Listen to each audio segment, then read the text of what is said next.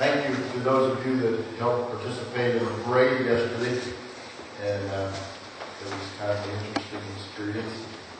For those of you that weren't there, we had a live nativity in the parade. So we had a donkey with Mary riding on the donkey, and we had a camel, and I had a little calf that I'd trained to lead, so I was leading this calf along. So we had the donkey and the calf were in the front, and it was funny, because all through the parade I hear these little kids along the side of the parade saying, "Oh, look at the cute little calf! A camel!" It was hilarious. But I think it was a big hit in the parade, seeing the camel and everything. And just so you know, we did that to promote the Christmas Eve service that we're having in our barn. And you'll see the details of it in the bulletin there. On Christmas Eve, we're planning a service from 5 to 6 in the evening. And we'll have all the animals and everything. And we're planning it early so you can still go to your family things that evening if you have family things planned. So, okay. We're going to go back to the Benjamin Franklin virtues. And we started this journey back in July as I was doing some study on history, the founding fathers of our country and so forth. I came across something that Benjamin Franklin did. And there were 13 virtues that, Benjamin Franklin was one of our most distinguished and successful founding fathers. And he wasn't always that successful. He started out very poor, and he was a writer and a businessman, a printer. And he tells a story in his autobiography about how a friend took him aside one day and said, "Ben Franklin, you are a brilliant person, but you have a problem." He said, "Nobody cares how brilliant you are. People don't really like you because you're too argumentative, too opinionated." He said, "In fact, when people see you coming, they cross the street so they don't have to meet up with you." And so Benjamin Franklin started thinking about this, and as he was sailing from England one time, he sat down and he identified 13 things that he'd like to work on in his life, 13 virtues that he'd like to work on in his life, and he wanted to improve on them. He committed to spending 4 weeks on each one month on each one. And he admitted that toward the end of his life, he said, "I never achieved perfection. But because of my efforts, I became much better than I would have been otherwise." And so we've looked at 4 of those: temperance, silence, order, and resolution. We kind of skipped last month because I was gone. So this month brings us to frugality. Frugality. He says, "Make no expense, but to do good to others or yourself. Waste nothing." Being frugal means being thrifty. Now, how fitting that we should have this one in December. Right? Just before Christmas. The Christmas season is when the whole society is geared toward spend, And they're all out there to take their money. There was a TV show in which a round table of finance gurus were dispensing money advice to their live audience. One of the advisors said that people should give up little luxuries like a daily Starbucks and save and invest that money instead. A woman in the audience stood up and cried, "But what if I don't want to give up Starbucks?" The crowd roared and clapped in approval. Sometimes that's the problem in our society. We don't want to give up some of these things. Now, I know that I'm treading on some very thin ice. If you go to a speaker's class, they'll tell you to never talk about politics or people's money. Well, if you've come here for a while, you know I talk about politics sometimes. Today I'm going to talk about your money. So, I don't know, this house might be empty next week. I don't know, but here goes. We're going to talk about your money today, about frugality. And, the founding fathers feared that people's attitudes toward money would get them in trouble. They feared that too much luxury made a nation weak. They would often point to the Greeks and the Romans as examples of what happens to a nation when it lets prosperity go unchecked by temperance and frugality. And I can tell you, just coming from Israel and seeing what the Roman Empire was like back in the day, You know, that their philosophy was give them games and food, entertainment and food, while on the inside their country was collapsing. And I fear that we're seeing some of that today. Now, just give them stuff, games and food, entertainment and food. And, you know, John Adams often preached against effeminate luxuries. And although wealthy, Ben Franklin lived a relatively simple life. He made an effort to eat and dress plainly. Unfortunately, Americans have lost sight of the importance of frugality. We've had a generation of men and women who have grown up with a lot of luxuries. You know, our generation has grown up with probably more than any generation has. And we've come to expect that. We've come to think it's our right, it's what is owed to us. But the Bible has a lot to say about the handling of money. I've identified 5 benefits of being frugal this morning. So take out your notes. The first benefit of being frugal is frugality keeps you out of bondage. Keeps you out of bondage. Proverbs 22:7 says, the rich rule over the poor, and the borrower is servant to the lender. You know, when you borrow money for something, you become a slave to the person that you borrow money from, whether it's a bank or somebody else. You are a servant to the lender, the Bible says. I think we should avoid debt like that. You know, our whole society is geared toward getting you into debt. How many signs do you see? 90 days, stainless cash. Just 3 easy payments. 0% interest, right? Some time ago, I was getting ready to buy a heating oil. So I saw these signs of 0% interest at the car dealership. You know, so I said, well, I hope we don't have a car dealership. So I said, well, I'll check this out. So I went in and I found the vehicle that I was thinking about buying and got the price and everything. And then we talked about it and everything. And so I told the guy, you know, I see your 0% interest thing. You know, I said, how does that work? You know, can I get this? You know, why pay for it now if I can just do the 0% interest? Well, he said, you know, to get that, we got to go to a different price. You know, it's not 0% interest. It's figured in right up front. You're going to pay interest on that vehicle. You're going to pay more for it than what you normally would. And he admitted that to me. I didn't buy the vehicle. Here's kind of been my motto, and I'm not telling you this because I'm so great. I've made a lot of stupid mistakes just like others. But kind of my motto has been, never borrow money for anything that will decrease in value. Okay? Things like appliances, furniture, vacation, cars. Never borrow money for anything that will decrease in value. Don't try to keep up with the Joneses. Here's a secret. The Joneses are broke. The Joneses are broke. The big cars, the fancy homes, the boats, all that stuff's on credit. The Joneses are broke. I've discovered that vehicles are the worst. They're the worst. What people get in trouble with more than anything else is vehicles. You know, they always advertise the payment. Just so many easy payments. $499 a month. You know, that's why banks have driver windows so they can see their car as you drive by.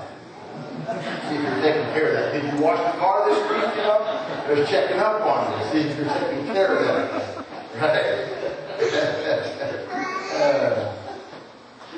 I always buy used vehicles. I think I've only bought one new vehicle my whole life. That was a pickup truck in 1995. And I had money. I paid cash for it. I'm still driving that truck today, by the way. And it's served me very well. But I usually buy used vehicles. And, you know, I've started buying Cadillacs. Let me explain to you why I like Cadillacs. I believe in buying quality used vehicles. You know that Cadillacs have a poor resale value. The last Cadillac I bought, I mean, this thing's nice. I get into it, I put the key in the ignition, and the steering wheel comes down to my preset, lays the seat moves up to my preset, lays the heated seat, so that's old superior system. It's nice. I paid $3,800. Okay? $3,800. I remember pulling up beside a guy one time, he was driving a $30,000 minivan. He looked at my Cadillac and said, "Man, preaching must pay pretty good." I said, "Yeah, sure." Here's why you can buy Cadillacs. This is my theory, why they're a good value. People that are rich, that can afford Cadillacs, they're not going to buy used Cadillacs. They buy new ones. Okay? And most people think, "I'm not rich, I can't afford a Cadillac." So they never even look at it. The resale value of a Cadillac is very low. But they're good quality and they last for a long, long time. And so that's why I drive Cadillacs. Not because I think, that I should drive Cadillac. I think they're good value. They're a good value for what you can buy. That's being frugal. Okay?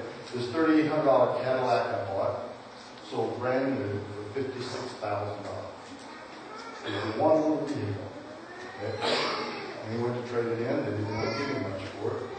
And so I was able to buy it directly from the guy that owned it for a very reasonable price. You've got to look for deals like that. And when you've got the cash to do it, you can do that.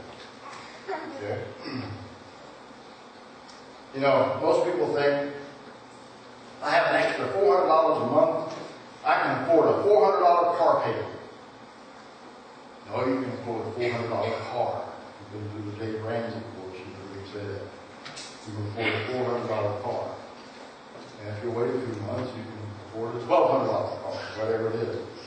So don't make car payments. And you'll drive in the end, you'll drive a better vehicle, and you'll give a lot less money to the bank. To be frugal, you have to get away from the mindset of buy now and pay later, and get into the mindset of save now and buy later. It's called delayed gratification. Delayed gratification. So, frugality will keep you out of bondage. The second thing is, frugality liberates you from the shackles of excessive stuff. Excessive stuff. You ever just get to looking around your house and like, where's all this stuff? Just lots of stuff. And then you wind up taking a lot of time taking care of your stuff. Just stuff here and stuff there. And sometimes we lose the focus on what's really important. Nothing says it like a country song. Down in Rio a few years ago, I recorded a song called Stuff. Let me read the lyrics to you. Catalogs filling up the mailbox, home shopping on the cable box, and www. Oh, there's no escape. Delivery truck coming up around the bend, beep, beep, beep, just backing in. Sign here and here and here again. Because it's no money down, no payments till. Your whole place is cram-packed filled with stuff. Stack it on up. Stuff. Never going to ever get enough stuff. Oh, it's treasure till it's mine. Then it ain't worth a dime. It's stuff, spreading like weeds, dragging me under in an endless sea of stuff. There ain't no end. Got to get a bigger place so I can move in more stuff. Oh, it's getting late, but it's all right. The Get It All Mart, open all night. You can catch it all with a quick swipe. It's easier every day. SUVs and minivans, parading around in caravans, toting off more than their tires can stand. Because it's no money down, no payments till. Every square inch of the whole world's filled with stuff. Stack it on up. Stuff. Never going to ever get enough stuff. Oh, it's treasure till it's mine, and then it ain't worth a dime. Isn't that the truth? Something. Worth a lot of money when it's on the shelf. As soon as you get it home, it ain't worth a dime. It's stuff spreading like weeds, dragging me under an endless sea of stuff. There ain't no end. Got to get a bigger place so I can move in more stuff. Drag it in, pack it in. Man with the most stuff, he just wins more stuff. Isn't that true? That's the American way, isn't it? Buy all this stuff and then practically give it away, as Rob said. What's the Bible say? Luke 12:15. And he said to them, watch out, be on your guard against all kinds of greed. A man's life does not consist in the abundance of his possessions. Now Jesus went on to tell the parable of the rich man. The rich man was like, hey, I've got all this stuff. I'm going to tear down my barns and build bigger barns, because I've got all this stuff. You know, I can sit back and I can take it easy the rest of my life, and I'm going to be fine because I've got all this stuff. Verse 20 says, God says to you, fool, this very night your life will be demanded from you. Then who will get what you have prepared for yourself? Who will get your stuff? This is how it will be with anyone who stores up things for himself, but is not rich with God. Priorities. Just because we want more stuff. Here's the third thing. Frugality builds self-discipline. Self-discipline. You know, self-discipline is like a muscle. The more you use it, the stronger it gets. So you practice a little self-discipline, and pretty soon it's stronger, it gets easier. And you learn to distinguish between wants and needs. Between wants and needs. Proverbs 25:28 says, like a city whose walls are broken down is a man who lacks self-control. You know, if you have a habit of making spontaneous purchases, make an effort. Make an effort to one time just stop and not make that spontaneous purchase. The next time it'll be easier. And it gets easier and easier as time goes on. Proverbs 13:11 says, dishonest money dwindles away, but he who gathers money little by little makes it grow. You know, it's important to save. We all know that it's important to save money. And, you know, statistics tell us that Americans keep saving less and less. And some years we even save on a negative factor where we actually spend more than we make. And it's important to save. I did a little research. I thought back to when Goldie and I got married in 1979. What if I would have taken $1,000 and invested it into a well-known company, Walmart? What do you think that would be worth today? It shocked me. I couldn't believe it when I figured this out. In 1979, 33 years ago, if I would have invested $1,000 into Walmart, it'd be worth $42 million. Wow. Wow. Obviously, I didn't do that. But saving little by little. Learn to make money work for you instead of you working for money. Okay, number 4. Frugality helps you become self-reliant. 1 Thessalonians 4 says, make it your ambition to lead a quiet life, mind your own business, and to work with your hands, just as we told you, so that your daily life may win the respect of outsiders, and so that you will not be dependent on anyone. Frugality not only provides an economic advantage, it also grants the feeling of independence, of self-respect, that comes from you self-reliant, and you can take care of yourself. Back to the last time you fixed something around the house. How do you feel? Feel good about that? You know, I'm thankful to having grown up on a farm, and I learned so many skills, like carpentry, like mechanics, like how to raise animals, and all kinds of things. And I'm kind of a jack of all trades and master of none. I'm not really good at anything, but I can do just about anything. And I remember last year, I had a car that $3,800 Cadillac. And a light came on. The light said, change brake pads. I'm like, huh? How does this thing know I need new brake pads? And so I looked and checked my brake pads, and the brake pads were good. I had just changed them.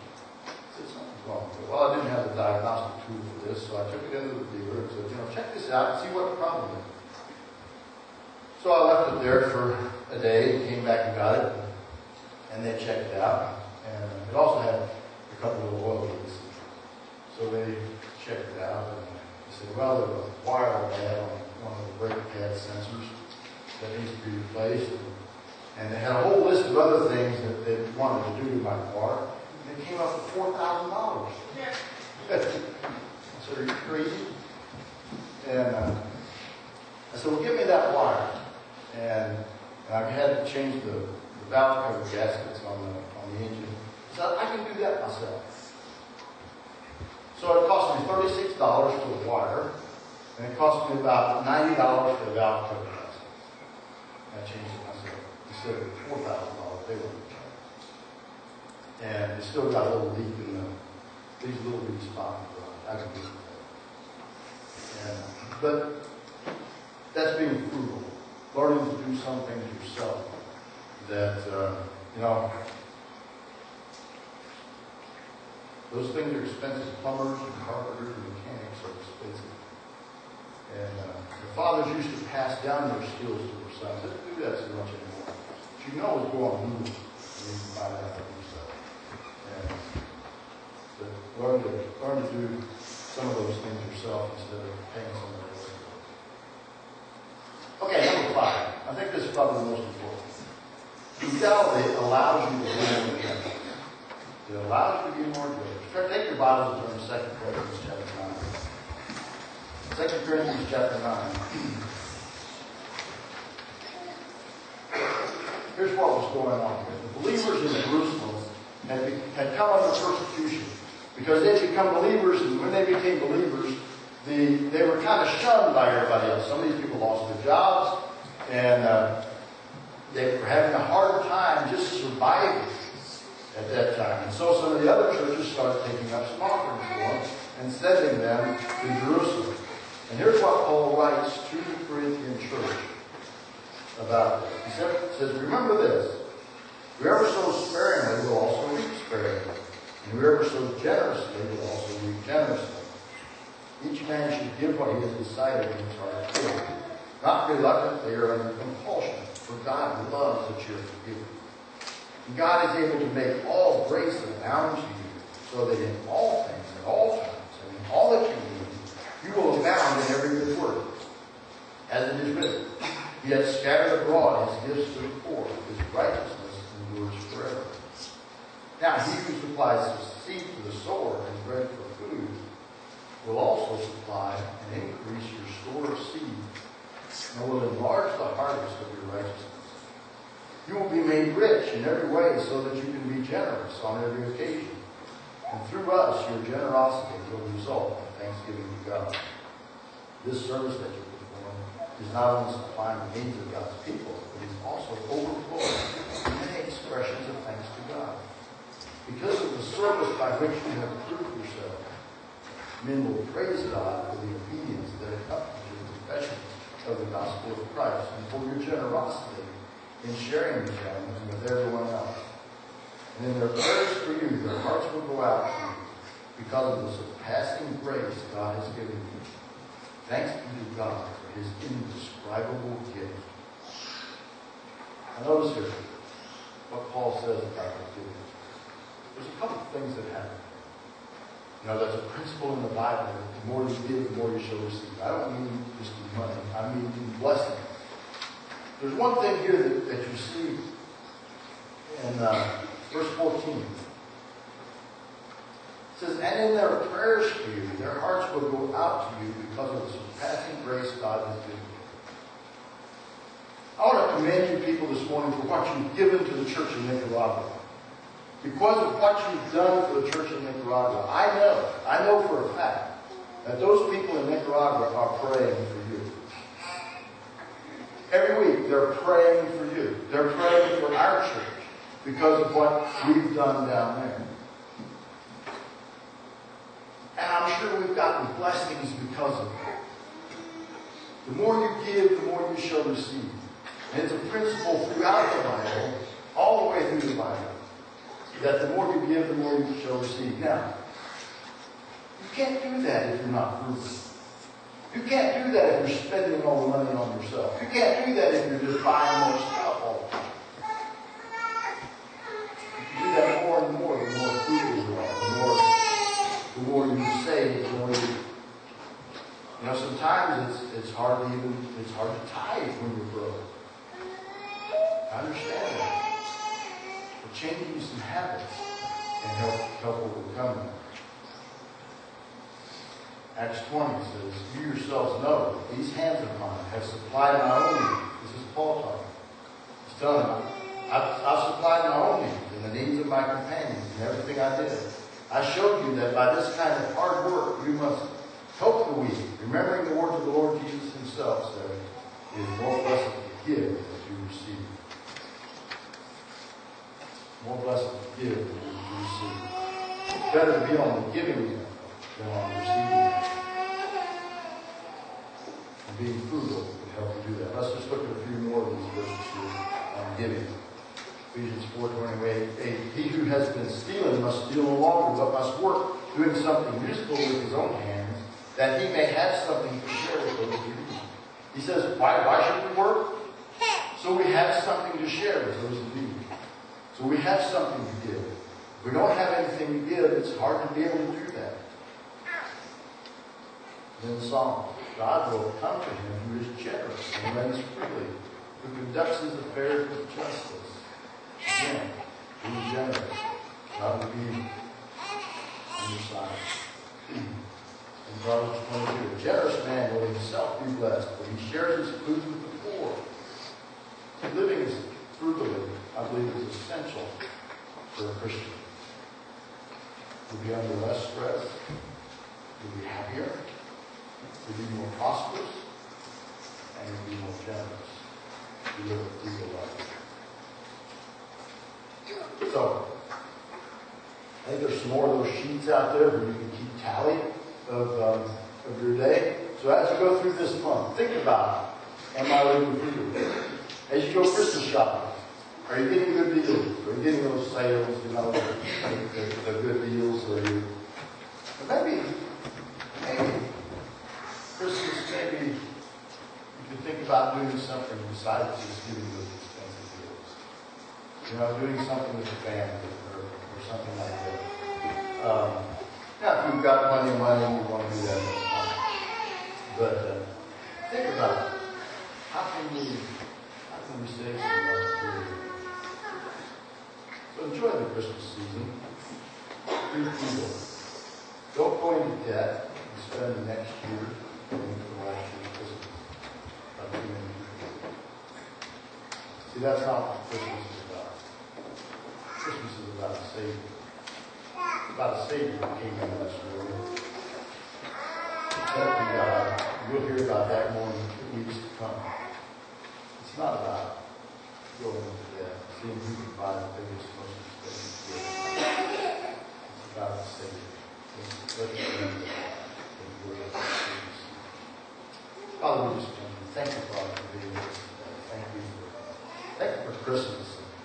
Father, as we go through this season, I pray that you would help us to be good stewards of what you've blessed us with. To spend our money wisely, not on frivolous things, but on things that matter, things that count.